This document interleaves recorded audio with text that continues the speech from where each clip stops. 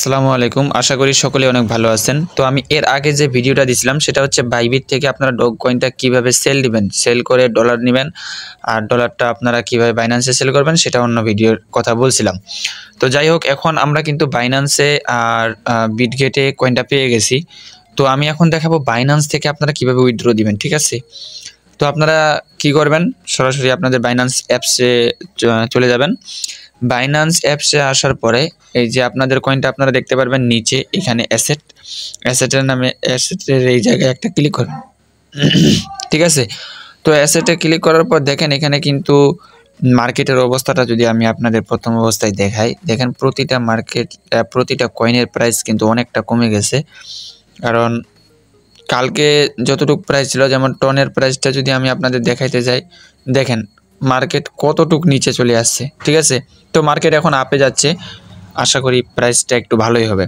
তো আপনারা ডগ কয়েনটা কীভাবে সেল দিবেন আমি সেটা নিয়ে আসলে কথা বলবো। এই যে দেখেন, ওয়ালেটের মধ্যে ক্লিক করে উপরে স্পটে একটা ক্লিক করবেন।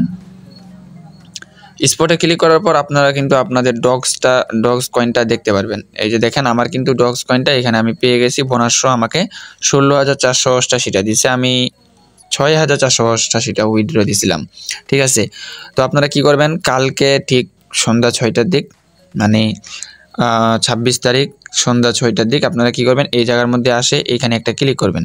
ঠিক আছে, ক্লিক করার পরে আপনাদের কয়েনটা আপনারা এখানে দেখতে পারবেন। এখন যদি আপনারা এই জায়গার মধ্যে একটা ক্লিক করেন,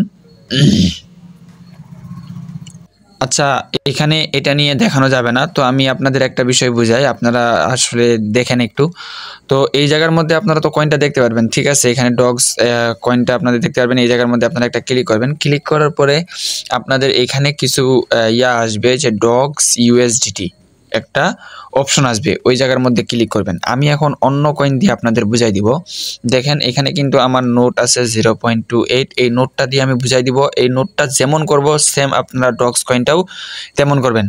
তো ডগসের উপর ক্লিক করবেন। ডগসের উপর ক্লিক করার পর এই যে দেখেন এরকম কিন্তু অপশন আসবে, আপনাদের একটা আসতে পারে বা দুইটা আসতে পারে বা তিনটে আসুক, সেটা দেখার বিষয় নাই।